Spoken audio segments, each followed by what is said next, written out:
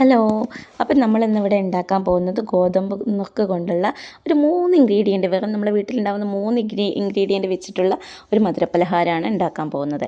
അതിന് നമ്മൾ ആദ്യം ഗോതമ്പ് നുറുക്ക് എടുത്തിട്ട് നന്നായിട്ട് കഴുകി ട്രെയിൻ ചെയ്യാൻ വെക്കണം. ട്രെയിൻ ചെയ്യാൻ വെച്ച ആ സമയം നമ്മളൊരു അടി കട്ടിയുള്ള പാത്രം, അത് നമ്മൾ കുക്കറായാലും മതി, നമ്മളതെടുത്തിട്ട് അതിലേക്ക് നെയ്യ് ഒഴിച്ചിട്ട് ആ ഗോതമ്പ് നുറുക്ക് നല്ലോണം ആ നെയ്യിൽ വറുക്കണം.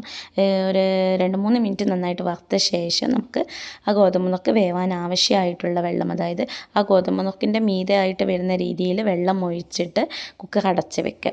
ഈ ഗോതമ്പ് നുറുക്കുന്ന വേവുന്ന സമയം നമ്മൾ ഉണ്ടാക്കേണ്ട 2 സാധനമാണ്. ഒന്ന് ശർക്കരപ്പാനി ഉണ്ടാക്കണം, ഒന്ന് തേങ്ങാപ്പാലും ഉണ്ടാക്കണം. ശർക്കരപ്പാനി ഉണ്ടാക്കാൻ നമ്മളിതിലോട്ട് ശർക്കര മാത്രമാണ് യൂസ് ചെയ്യുന്നത്, മധുരത്തിനായിട്ട് വേറൊന്നും യൂസ് ചെയ്യുന്നില്ല. അപ്പോൾ നമുക്ക് ആവശ്യമായിട്ടുള്ള ചക്കര എടുത്ത് വെള്ളം ഒഴിച്ചിട്ട് തിളപ്പിച്ച് അതിന് ഒന്ന് അരിച്ചെടുക്കണം. അതേസമയം നമ്മൾ മിക്സിയുടെ ജാറിലേക്ക് ചിരകി വെച്ച തേങ്ങ ഇട്ട് അതിൻ്റെ തേങ്ങാപ്പാലും എടുക്കണം. എന്നിട്ട് അപ്പോഴേക്കും നമ്മുടെ ഗോതമ്പ് നുറുക്ക് വെന്ത് വന്നിട്ടുണ്ടാവും.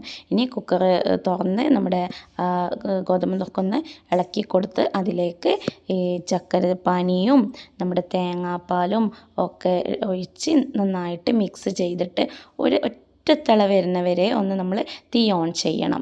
തിള കൂടുതൽ വരാൻ പാടില്ല, തേങ്ങാപ്പാൽ ഒഴിച്ചാൽ കൂടുതൽ തിള വരുന്നത് നല്ലതല്ല. എന്നിട്ട് നമ്മൾ എന്ത് ചെയ്യുക, ഒന്ന് ഇളക്കി കൊടുത്ത ശേഷം ഒന്ന് തിള വരുമ്പോൾ നമ്മൾ തീ ഓഫ് ചെയ്യുക. നമ്മുടെ സാധനം ഇപ്പോൾ ഇവിടെ സെറ്റായിട്ടുണ്ട്.